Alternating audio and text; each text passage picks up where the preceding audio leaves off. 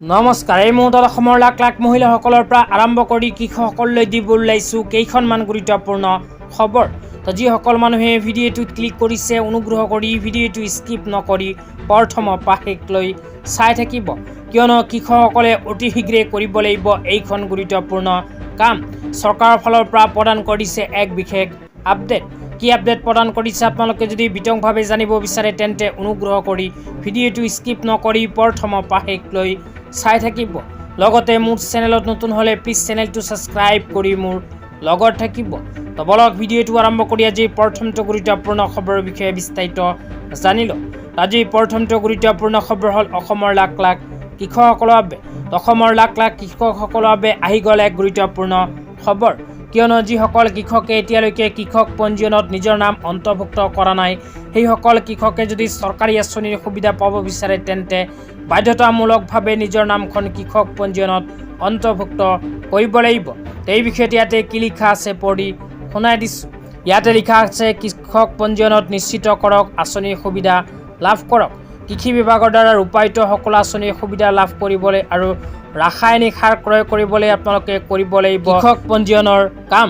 তো যিসকল কৃষকে এতিয়ালৈকে কৃষক পঞ্জীয়নৰ কাম কৰা নাই, সেইসকল কৃষকে আধাৰ কাৰ্ড, নিজৰ নামত থকা খেতি মাটি জমাবন্দী আধাৰ কাৰ্ডৰ সৈতে লিংক থকা মোবাইল নম্বৰৰ সহায়ত নিজৰ নিজৰ অঞ্চলৰ CSC চেণ্টাৰত গৈ কৰিব লাগিব কৃষক পঞ্জীয়নৰ কাম।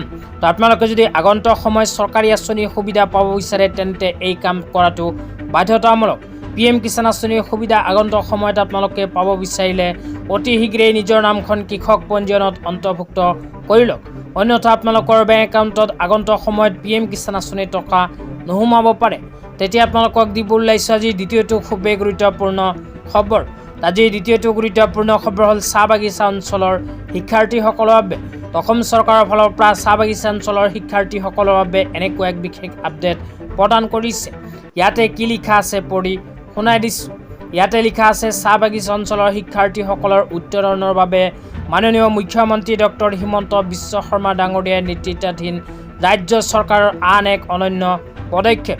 তো অসম চৰকাৰে চাহ বাগিচাৰ শিক্ষাৰ্থীসকলৰ বাবে আৰম্ভ কৰিছে এক বিশেষ আঁচনি। এইখন আঁচনিৰ জৰিয়তে লাখ লাখ শিক্ষাৰ্থীসকলে উপকৃত হ'ব। কি আঁচনি আৰম্ভ কৰিছে, কি লাভ হ'ব সবিস্তাৰে জনাই দিছোঁ। তাৰপিছত লিখা আছে, শিক্ষাৰ্থীসকলে লাভ কৰিব পৰিবহণ সুৰক্ষা বাহন সুবিধা। যোৱা 10 জুন তাৰিখৰ পৰা অসম চৰকাৰে আৰম্ভ কৰিছে এই আঁচনি। তো তাৰপিছত আৰু কি লিখা আছে আপোনালোকক পঢ়ি শুনাই দিছোঁ। অনুগ্ৰহ কৰি ভিডিঅ'টো স্কিপ নকৰি প্ৰথমৰ পৰা শেষলৈ চাই থাকিব। লগতে মোৰ চেনেলত নতুন হ'লে প্লিজ চেনেলটো ছাবস্ক্ৰাইব কৰি মোৰ লগত থাকিব। তাৰপিছত লিখা আছে আঁচনিখনৰ বৈশিষ্ট্য। 1 নম্বৰত কৈছে 9714 গৰাকী উপকৃত হ'ব।